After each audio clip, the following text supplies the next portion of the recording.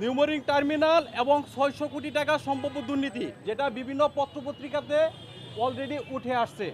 আজ আমরা দুর্নীতি দমন কমিশন দুদক চেয়ারম্যান বরাবর চট্টগ্রাম বন্দরের লাভজনক টার্মিনাল সমূহ বিদেশি কোম্পানির নিকট কনসেশন চুক্তির মাধ্যমে হস্তান্তর প্রক্রিয়া, সম্ভাব্য দুর্নীতি, কমিশন বাণিজ্য এবং গোপন চুক্তি সম্পাদনের সাথে সংশ্লিষ্ট 4 জন সুনির্দিষ্ট ব্যক্তির বিরুদ্ধে অভিযোগ দাখিল করেছি।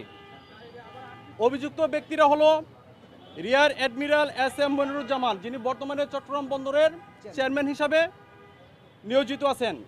2 আশিক চৌধুরী, যিনি বিডার সাবেক চেয়ারম্যান ছিল। 3 লুৎফে সিদ্দিকী, যিনি প্রধান উপদেষ্টার বিশেষ দূত হিসাবে দায়িত্ব পালন করছেন।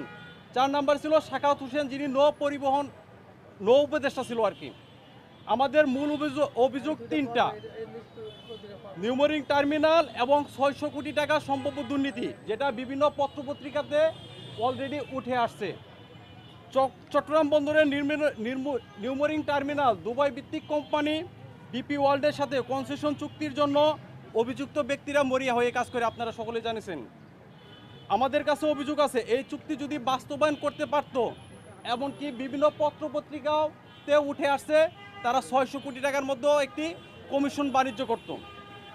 তৎকালীন বিএনপির ভারপ্রাপ্ত চেয়ারম্যান, বর্তমান মাননীয় প্রধানমন্ত্রী জনাব তারেক রহমান এবং অন্যান্য রাজনৈতিক ব্যক্তিবর্গ, অর্থনৈতিক বিশ্লেষক এবং আন্তর্জাতিক সম্পর্ক বিশ্লেষকরা এটা নিয়ে ব্যাপক প্রতিবাদ জানায় এবং সেনাবাহিনীর সেনাপ্রধান জেনারেল ওয়াকারুজ্জামান